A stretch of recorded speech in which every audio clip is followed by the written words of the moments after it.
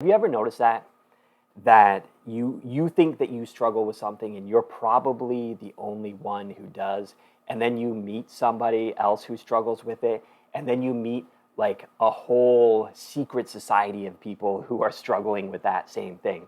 So I was just doing a micro lesson with Scott Adams, the creator of the hilarious comic strip Dilbert, and he was talking about life's illusions and, in particular, the illusions that hold you back when you're trying to learn something new. And it got me thinking about all of the illusions that I had about learning photography.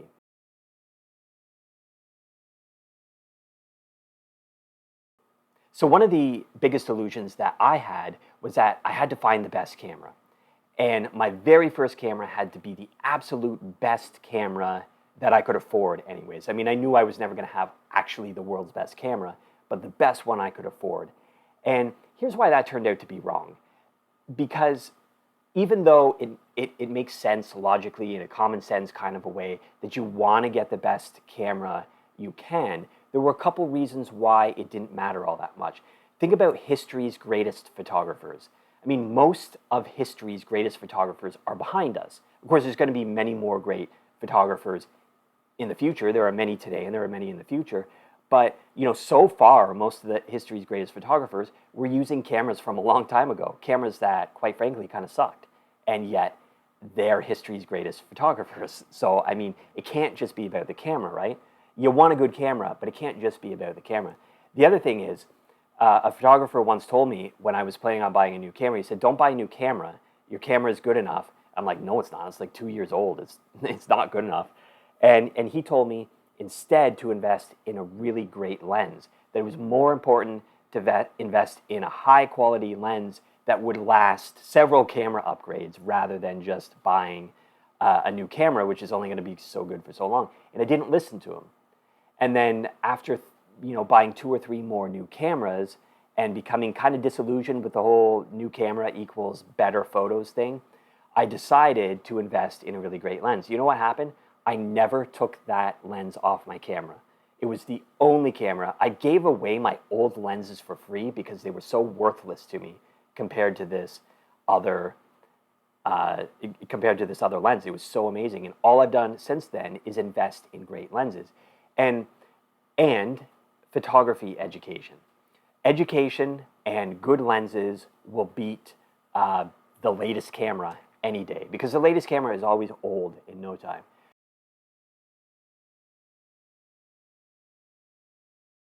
A related illusion would be that the camera is important to photography. Now, obviously, in a certain sense, it's important, right? Because you can't be a painter without a paintbrush and a canvas, right? Like you need some minimum tools to do your job. But the camera is not nearly as important as the photographer. And what do I mean by that? What I mean is that each of us has these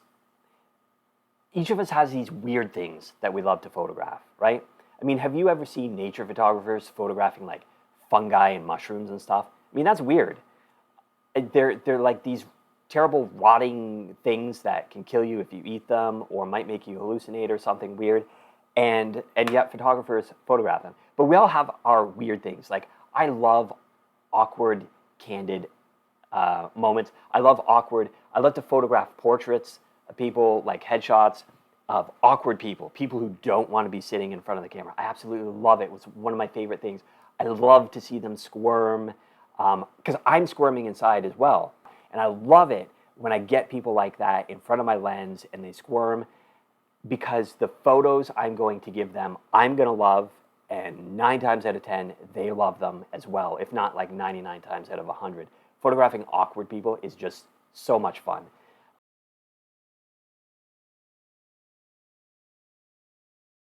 What are the other illusions that other photographers are any good? They're not. They're just not. When you're a brand new photographer, you feel like every other photographer is just so amazing and you just so suck. The secret is they all suck.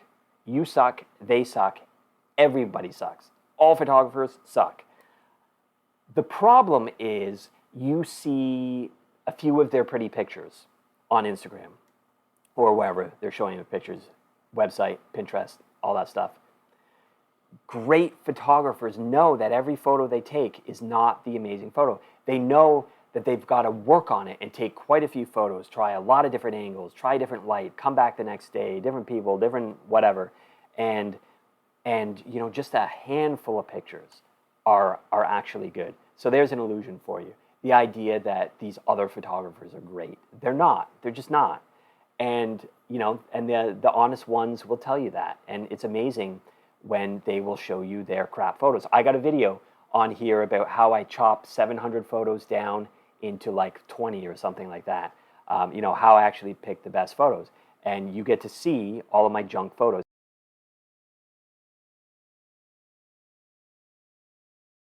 What other illusions are there when you're first learning photography? Here's one, that you need to know manual mode. Now listen, some people do. I'm going to say like 1% of photographers actually need to know manual mode. Maybe say 10%, and then 1% actually use it. Like 10% need it sometimes, 1% actually uses manual mode. Here's what you actually need. You need to learn aperture mode so that you have some creative control over background blur. How blurry is your background going to be? Is it going to be a portrait with a totally out of focus background? Or is it going to be perhaps a landscape photo where there's a lot of depth and everything in the photo is in focus? Or a lot more of the focus, a lot more of the photo. The other thing is you might want to know aperture mode so that you can let in a lot more light when you're taking a picture, if you're taking pictures in low light.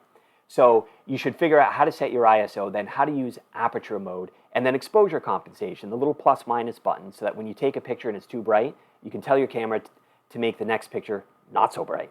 Or maybe take a picture and it's too dim, too dull, and you tell your camera, make the next picture brighter. And that's all you need to know. You don't need to know manual mode. Now, like I said, 10% of photographers maybe actually need to know it at some point.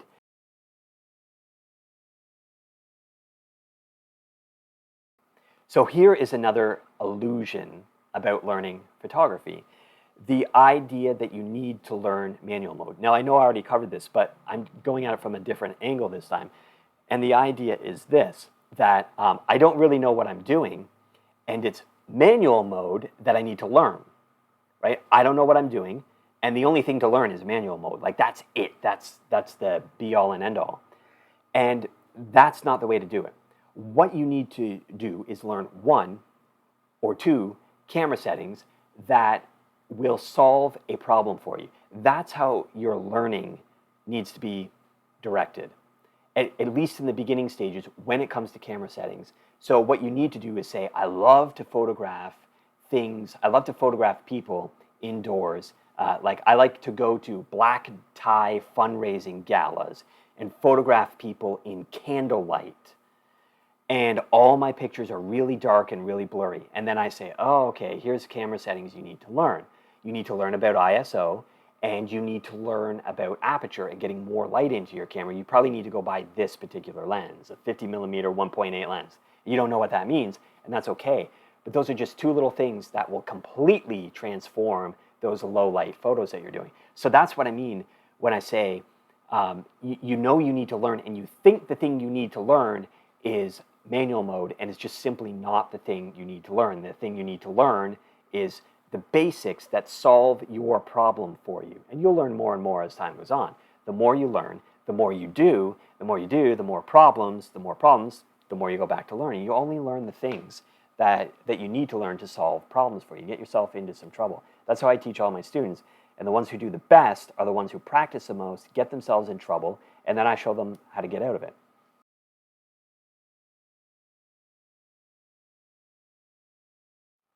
Okay, here's another illusion that you're either a natural or you kind of suck at photography. And some people, like a very small percentage of people I find are just a natural at their creative pursuits. When I was in grade 7, 8, there was a girl in our class who could draw exceptionally well. And I liked to draw, but I wasn't all that great at it.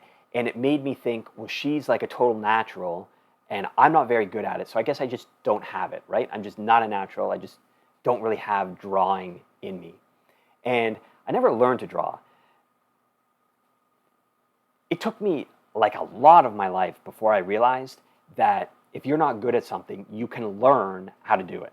You have to want to learn, right? You got to have some natural interest in it, but you can actually learn how to do something. So if you feel like you were like really drawn into photography and you got the camera and whatever, and then you're just no good at it, and you see other people who seem to be naturals, like you've got a friend who like never learned anything about photography, but they're really good at it. They just use their phone and they take amazing pictures. You may feel like they're a natural and you just lack this talent, but you can actually learn it. And I learned from a comedian once. He was a writer. He wrote for all sorts of different things. Wrote for TV shows, wrote his own skits, all kinds of things. And he worked once for this creative genius, this like top genius, comedic genius in his field at the time. And you know, this genius had a team of writers and everything, but he was like the one that everybody wanted to work with. He was amazing. And one day, after decades and decades of being on top and being this creative genius, it just kind of left him. The thing is, he never learned. He was just able to do it. And then one day, it left him.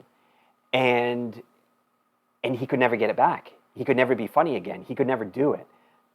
Whereas the people who wrote for him, they learned how to do it. They learned how to write comedy. They learned how to write. They learned how to do it. They struggled through it. They went from, I'm no good at this, but I love it.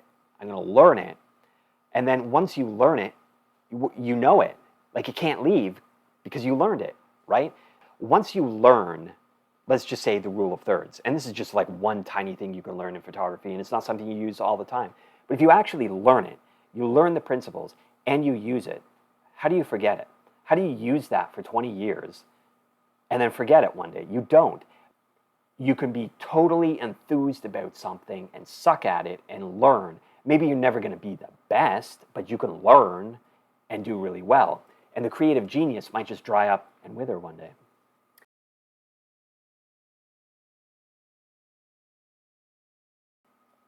Okay, here's another thing, another illusion about learning photography. And it's the idea that you've tried. You've gone to a photography class, you read the articles about camera settings and all that stuff, and you just don't get it. So you must be dumb. And it's not true.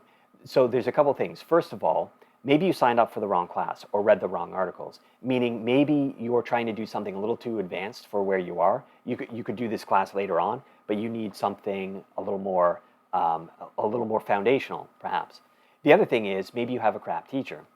And you know, not everybody who knows how to take good pictures knows how to teach. Not everybody who's learned a lot remembers what it's like to not know anything and be able to teach you from the ground up. They may be giving you may be, in your learning, you may be following somebody else's goal, meaning somebody else needed to learn manual mode, and so you thought you did too. You know, or they said you did and you believed it, right? They just think because they did it, that's what everybody needs. So it could be you're signing up for the wrong class, you know, or the right class at the wrong time. It could be that your teacher isn't great at actually teaching things. It could be that, you know, you've got the wrong set of goals. You're following somebody else's goals. Somebody else told you this is the way it needs to be, and it doesn't have to be that way.